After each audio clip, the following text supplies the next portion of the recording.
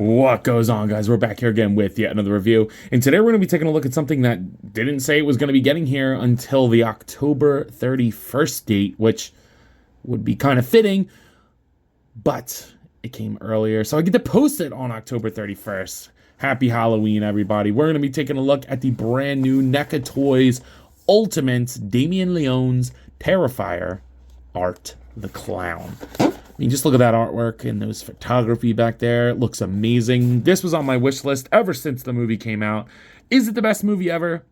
No, probably not. But do I like it regardless? Absolutely. It's such a fun movie series. So I've seen all of it. I've seen how All Hallows Eve, that little short that he first appeared in.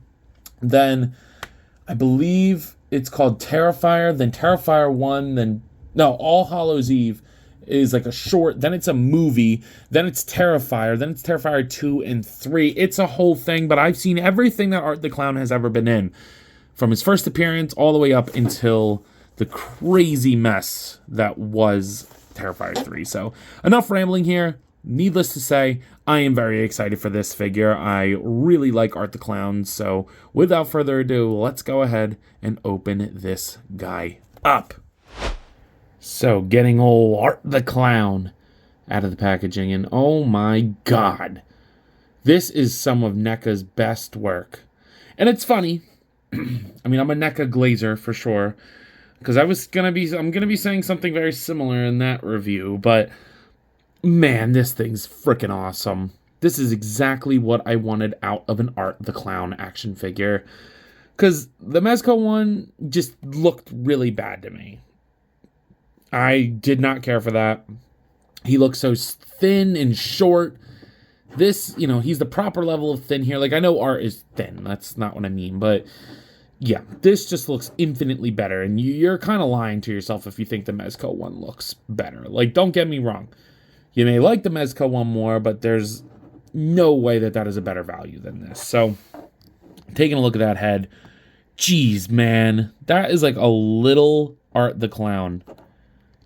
I love that the hat doesn't move. Like, I was worried that that would, like, pop off and stuff. It's glued on. I love that. Man, that is, like, a perfect... Like, just that profile alone. It just looks like a little human being. Like, that's terrifying. Then you get the little clown, like, collar piece. You get to see the arms. Now, one thing that was kind of weird on mine that I will say was this cuff piece, like... was like, I guess the paint dried onto the hand, so I had to like pull the whole thing out. That came out, so I had to glue that in. It's good now, but just, you know, be aware of that. You can even see the paint on that hand a little bit.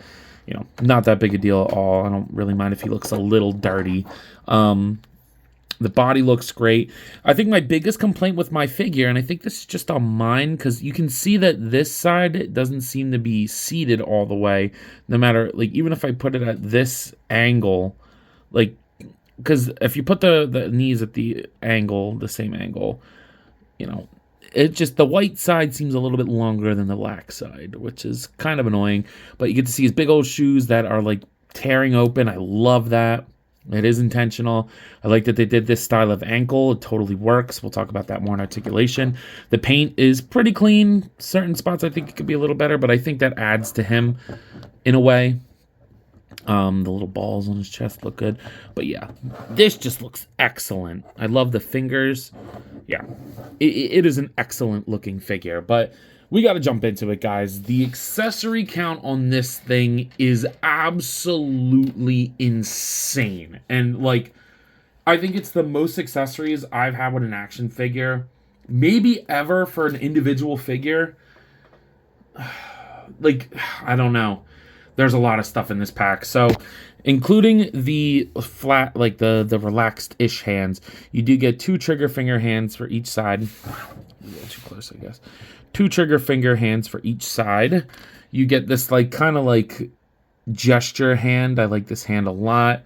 And then you get 2 gripping hands as well, with the correct hinge for the trigger fingers and the gripping hands, along with this, like, small pointy, like, maybe like you got someone's neck or something, you know, like that kind of hand. Those are the hands. For faces, you get, including the one on the body, 4 different faces. So you get this one, which is kind of like the cheesin' one, but not like full-on maniac yet.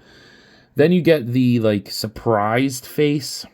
And again, it just captures his expressions perfectly. I mean, Art, being that he's like a mime, he doesn't speak. So expressions are key to getting him emoting on your shelf. Then you get the just completely losing his mind one. This is my favorite head sculpt for sure. And then you get the locked in Art, which is kind of like frowning Joker. It's like smiling, who's scarier, smiling Batman or frowning Joker? And in this case, it's frowning Art the Clown. I do not want to mess with that guy.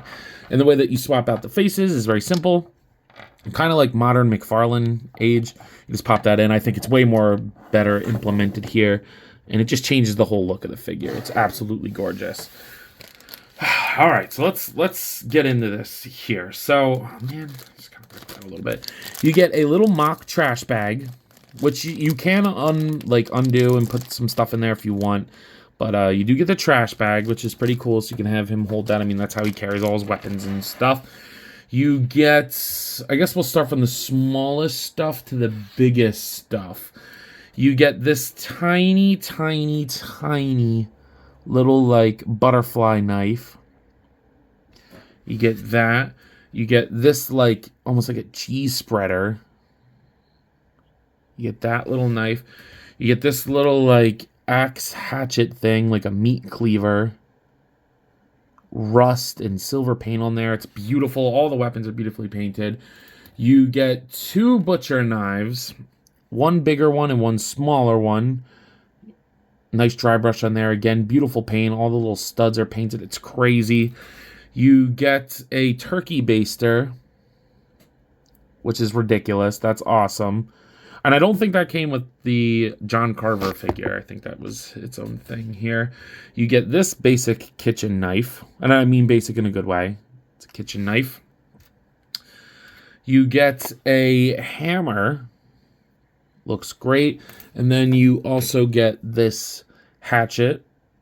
Also looking good. You get this kind of machete-esque weapon. And the dry brush just looks phenomenal on that. That looks like real metal. It's awesome. You get a handsaw. That looks great. You can even feel like the teeth on there. That is pretty good. Again, a little bit of rust on there. Looks great. You get a gun, a pistol. Looks good too. You get a nail gun with the cord. Or like a drill. I guess this is a drill, not a nail gun, excuse me. But that looks great. I like that the cord is there.